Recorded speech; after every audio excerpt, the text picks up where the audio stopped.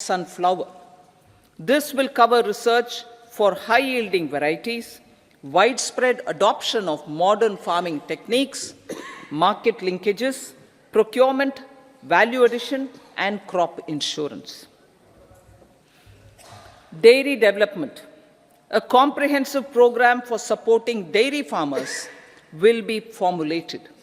Efforts are already on to control foot and mouth disease.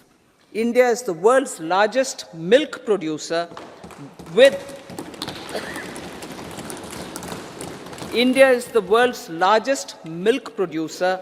but with low productivity of milch animals. The program will be built on the success of existing schemes such as Rashtriya Gokul Mission, National Livestock Mission, and infrastructure development funds for dairy processing and animal husbandry. Matsya Sampada. It was our government which set up a separate department for fisheries, realizing this will help in generating employment also. Promoting investments. The FDI inflow during 2014 to 23 was $596 billion, marking a golden era. That is twice the inflow during 2005 to 14. For encouraging sustained foreign investment, we are negotiating bilateral investment treaties with our foreign partners in the spirit of First Develop India. FDI is First Develop India. Reforms in the states for Vikasit Bharat. Many growth and development enabling reforms are needed in the states for realizing the vision of Vikasit Bharat. A provision of 75,000 crore rupees as 50-year interest-free loan is proposed this year to support those milestone-linked reforms by the state governments. Societal changes. The government will form a high-powered committee for an extensive consideration of the challenges arising from fast population growth and demographic changes. The committee will be mandated to make recommendations for addressing these challenges comprehensively in relation to the goal of Vikasit Bharat. Amrit Kal as Kartavya Kal. Our government stands committed to strengthening and expanding the economy with high growth and to create conditions for people to realize their aspirations. Honorable Prime Minister, in his Independence Day address to the nation in the 75th year of our Republic, said, and I quote, "We commit ourselves to national development with new inspirations, new consciousness, new resolutions as the country opens up immense possibilities and opportunities. It is our Kartavya Kal." Unquote. Every challenge of the pre-2014 era was overcome through our economic management and our governance. These have placed the country on a resolute path of sustained high growth. This has been possible through right policies, true intentions, and appropriate decisions. In the full budget in July, Honorable Speaker, our government will present a detailed roadmap for our pursuit of Vikasit Bharat.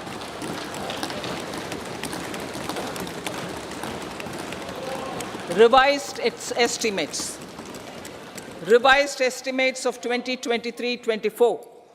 The revised estimate of the total receipts other than borrowings is 27.56 lakh crores of rupees, of which the tax receipts are 23.24 lakh crore rupees. The revised estimate of total expenditure is 44.90 lakh crore rupees. The revenue receipts at 30.3 lakh crore rupees are expected to be higher than the budget estimate. reflecting strong growth momentum and formalization in the economy. The revised estimate of the fiscal deficit is 5.8% of GDP, improving on the budget estimate, notwithstanding moderation in the nominal growth estimates. Budget estimates for 2024-25.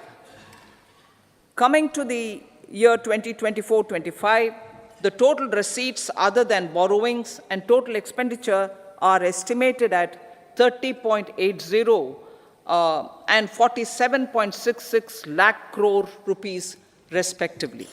The tax receipts are estimated at 26.02 lakh crore rupees. The scheme of 50-year interest-free loan for capital expenditure to states will be continued this year with an outlay of 1.3 lakh crore rupees.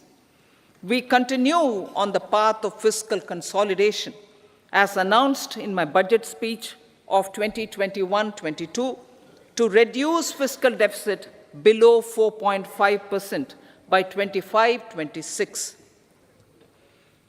The fiscal deficit in 2024-25 is estimated to be 5.1% of GDP, adhering to that path.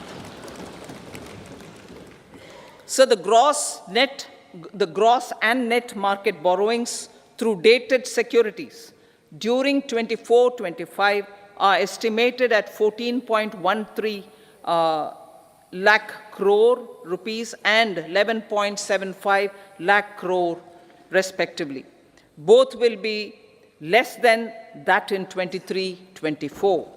Now that the private investments are happening at scale, the lower borrowings by the central government will facilitate larger availability of credit for the private sector.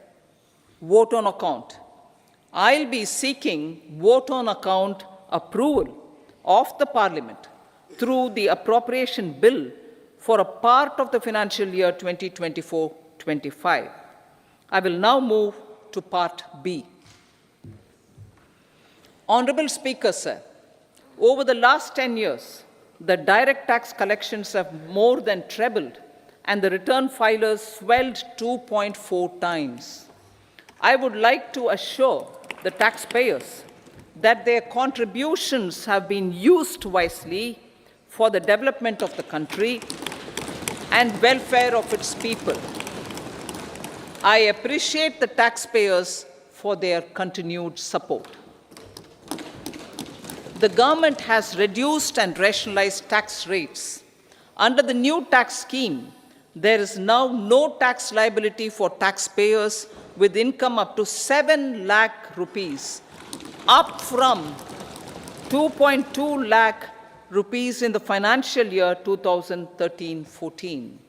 The threshold for presumptive taxation for retail businesses was increased from 2 crores to 3 crores. Similarly, the threshold for professionals eligible for presumptive taxation was increased from 50 lakh rupees to 75 lakh rupees. Also, corporate tax rate was decreased from 30% to 22% for existing domestic companies and to 15% for certain new manufacturing companies. Honorable Speaker, sir, in the last 5 years, our focus has been to improve taxpayer services. The age-old jurisdiction-based assessment system was transformed with the introduction of faceless assessment and appeal, thereby imparting greater efficiency, transparency, and accountability. Introduction of updated income tax returns, a new Form 26AS, and pre-filling of tax returns have made filing of tax returns simpler and easier. Average processing time of returns has been reduced from 93 days in the year 2013-14 to a mere 10 days this year, thereby making refunds faster. Indirect taxation. By unifying the highly fragmented indirect tax regime in India, the GST has reduced the compliance burden on trade and industry. The industry has acknowledged the benefits of GST. According to a recent survey conducted by a leading consulting firm, 94% of industry leaders view the transition to GST as largely positive. According to 80% of the respondents, it has led to supply chain optimization, as elimination of tax arbitrage and octroi has resulted in disbanding of checkposts at the state and city boundaries. At the same time, tax base of GST more than doubled, and the average monthly gross GST collection has almost doubled to 1.66 lakh crores this year. States too have benefited. States' SGST revenue, including compensation released to states in the post-GST period of 2017-18 to 2022-23, has achieved a buoyancy of 1.22. In contrast, the tax buoyancy of state revenues from subsumed taxes in the pre-GST four-year period of 2012-13 to 2015-16 was a mere 0.72. The biggest beneficiaries are consumers, as reduction in logistic cost and taxes have brought down prices of most goods and services. We have taken a number of steps in customs to facilitate international trade. As a result, the import release time declined by 47% to 71 hours at inland container depots, by 28% to 44 hours at air cargo complexes, and by 27% to 85 hours at seaports over the last 4 years since 2019, when the national time release studies were first started. Tax proposals. As for tax proposals, in keeping with the convention, I do not propose to make any changes relating to taxation and propose to retain the same tax rates for direct and indirect taxes, including import duties.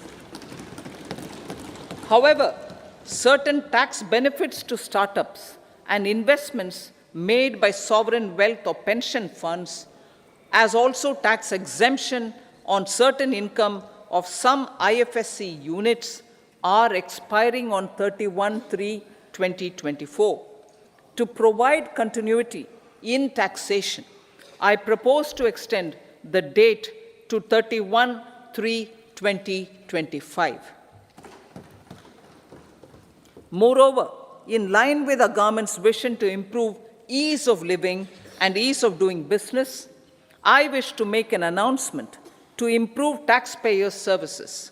There are a large number of petty, non-verified, non-reconciled, or disputed direct tax demands, many of them dating as far back as 1962, which continue to remain on the books, causing anxiety to honest taxpayers and hindering refunds of subsequent years. Honorable Speaker, sir, I propose to withdraw such outstanding direct tax demands up to 25,000 rupees pertaining to the period up to financial year 2009-10 and up to 10,000 rupees for financial years 2010-11 to 2014-15. This is expected to benefit about 1 crore taxpayers. 1 crore taxpayers would benefit out of this. Economy then and now. In 2014, when our government assumed the reins, the responsibility to mend the economy step by step and to put the governance systems in order was enormous. The need of the hour was to give hope to the people, to attract investments, and to build support for the much-needed reforms. The government did that successfully, following a strong belief of nation first. The crisis of those years has been overcome, and the economy has been put firmly on a high, sustainable growth path with all-round development. It is now appropriate to look at where we were then.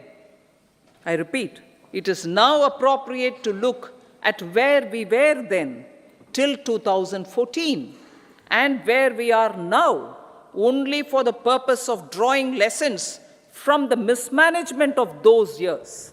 The government will lay a white paper on table of the House.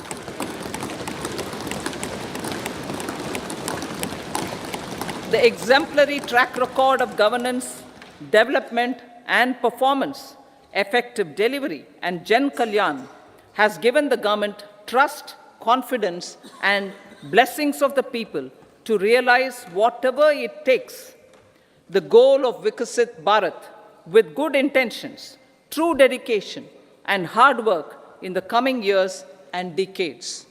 With this, Honorable Speaker, I commend the interim budget to this august House. Jai Hind.